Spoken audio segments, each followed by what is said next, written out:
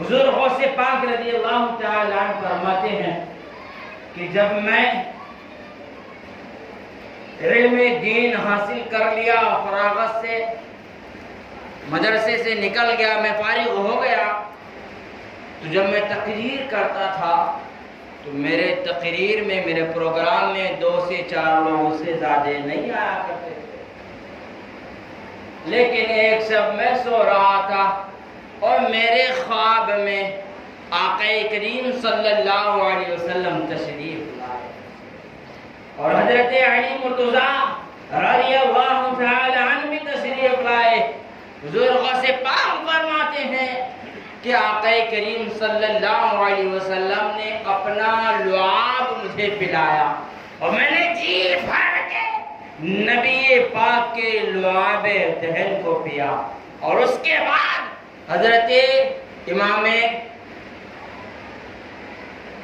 علی شیر خدا کے لعاب کو پیا،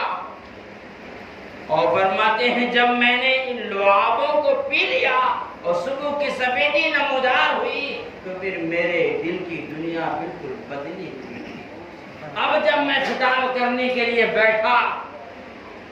تو تھوڑی ہی دیر میں پوری مسجد کھچا کھچ کر گئی۔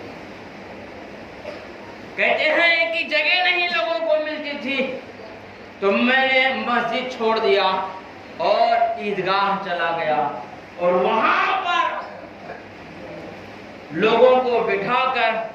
اللہ اس کے رسول کی باتیں بتانے لگا، قرآن مقدس سکھانے سمجھانے لگا۔ عیدگاہ بھر گیا، کہتے ہیں میں بڑی عیدگاہ چلا گیا، وہ بھی بھر گیا۔ پھر میں نے ایک بہت بڑا میدان مقرر کیا، وہ میدان بھی بھر گیا۔ مورخین فرماتے ہیں کہ 70,000 سے زائد لوگ آپ کے ایک پروگرام میں شرکت فرمایا کرتے تھے، اور جس میں بے شمار علماء کرام آیا کرتے تھے، بے شمار محدثین کرام آیا کرتے تھے علم دین سیکھنے کے لیے، اور اس میں جتنے بھی علماء کرام آتے تھے کاپی اور قلم کے ساتھ آتے تھے۔ حضور غوث پاک رضی اللہ تعالی عنہ کے ایک ایک جملے کو نوٹ کرتے جاتے تھے تاکہ تقریریں ضائع نہ ہو اور ہم جیسوں کو مل جائے۔ دوستانی ذی قدر، حضور غوث پاک رضی اللہ تعالی عنہ کے مجمع کو دیکھو ذرا پیارے، ایک بندہ یہاں بیٹھا ہے اور 70,000 کا مجمع ہے، تو پھر آخری والا بندہ کتنا دور کہاں بیٹھا ہو؟ 2 کلومیٹر 3 کلومیٹر اتنی دوری پہ بیٹھا، لیکن کرامت دیکھو، حضور غوث پاک رضی اللہ تعالی عنہ کی کرامت دیکھو کہ آپ کے منہ سے نکلے ہوئے ایک ایک جملے جیسے سامنے بیٹھا ہوا بندہ سنتا ہے، ویسے ہی سیم کلمے سیم جملے بغیر کسی ملاوٹ کے آخر میں بیٹھا ہوا بندہ بھی سنا کرتا تھا۔ کتنی بڑی کرامت ہے پیارے، مائک رکھ کے بھی ہم کہاں تک آواز پہنچا سکتے ہیں؟ حضور غوث پاک رضی اللہ تعالیٰ عنہ کی ذات ہے کہ آپ کی بارگاہ میں اگر علم سیکھنے کے لیے آئے ہو، کہیں بھی بیٹھے ہو، تمہیں وہاں تک علم ملتا تھا۔ مانگنے کے لیے آئے ہو یا کہیں سے فریاد کر رہے ہو، صدق دل سے فریاد کرو، گھر بیٹھے تمہاری کو مدد ملے گی۔ عزیزان ملت اسلامیہ، حضور غوث پاک رضی اللہ تعالی عنہ کی محفل جب اس طرح سے شباب پر آنے لگی تو بہت سارے علماء کرام ایسے بھی تھے جن کی اس وقت بہت زور و شور میں تقریریں چلتی تھی اور بہت بڑا مجمع اس وقت لگا کرتا تھا۔ اب ان کے مجمع تو خالی ہو گئے، تو کچھ لوگوں کو تو یہ ہوا کہ چلو چل کر دیکھتے ہیں آخر وہ کون سی اور کیسی ایسی باتیں بتا رہے ہیں کہ ہمارے یہاں سالوں سے بیٹھنے والا آدمی وہی دوڑا چلا جا رہا ہے، یہاں چہرہ تک نہیں دکھانے آتا۔ تو بہت سارے لوگ آئے اور جتنے علماء وہاں پہنچے سب نے جو ہے حضور غوث غوث پاک رضی اللہ تعالیٰ عنہ کی بارگاہ میں کم علمی ظاہر کیا اور سب آپ کے بارگاہ کے خادم بن گئے۔ کچھ علماء ایسے تھے جو آپ کو جاننے کے لیے، پہچاننے کے لیے، پرکھنے کے لیے، آپ کے علم کو بھاپنے کے لیے، توڑنے کے لیے چند مریدین کے ساتھ چہرہ چھپا کر مجلس میں پہنچتے ہیں اور سب سے آخر میں بیٹھتے ہیں۔ حضور غوث پاک رضی اللہ تعالی عنہ نے قرآن کریم کی آیت پڑھی۔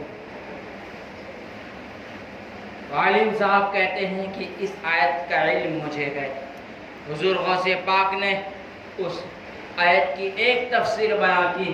انہوں نے کہا مجھے یہ تفسیر معلوم ہے، دوسری تفسیر بیان کی، کہا مجھے یہ بھی تفسیر معلوم ہے، تیسری تفسیر بیان کی تو کہا مجھے یہ بھی معلوم ہے۔ اس طرح سے حضور غوث پاک رضی اللہ تعالی عنہ 11 تفسیر بیان فرماتے ہیں۔ وہ عالم صاحب کہتے ہیں کہ مجھے ان 11 تفسیروں کا علم ہے، لیکن اللہ اکبر کبیرہ، حضور غوث پاک رضی اللہ تعالیٰ عنہ 11 پر ہی نہیں ٹھہرتے ہیں، بلکہ ایک کے بعد ایک بیان کرتے چلے جاتے ہیں۔ روایت میں آتا ہے کہ ایک آیت کی تفسیر آپ جو ہے 40 بار کرتے ہیں، اور جب 40 بار کرتے ہیں تو وہ عالم صاحب حیران ہو جاتے ہیں اور کہتے ہیں کہ اس آیت طیبہ کی تفسیر مجھے تو صرف 11 ہی معلوم تھا، اور اس کے آگے اگر غوث پاک بیان کرتے ہیں تو یہ ظاہر ہے جو کہیں زیادہ مجھ سے علم والے ہیں۔ دوستان ذی قدر، حضور غوث پاک رضی اللہ تعالیٰ عنہ نے جب آخری تفسیر بیان کی اور کہا اے لوگوں باطل کو چھوڑو اور حال میں آ جاؤ، جب یہ تفسیر بیان کی تو عالم صاحب کا حال یہ ہو گیا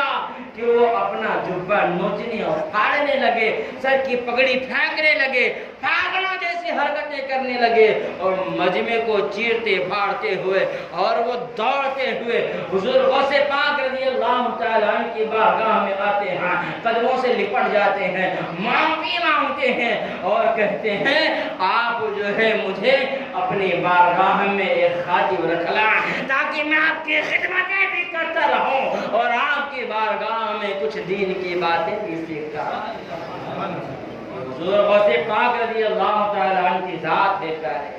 بہت انوکھی ہے، بہت ہی پیاری ذات ہے۔ جتنے انسان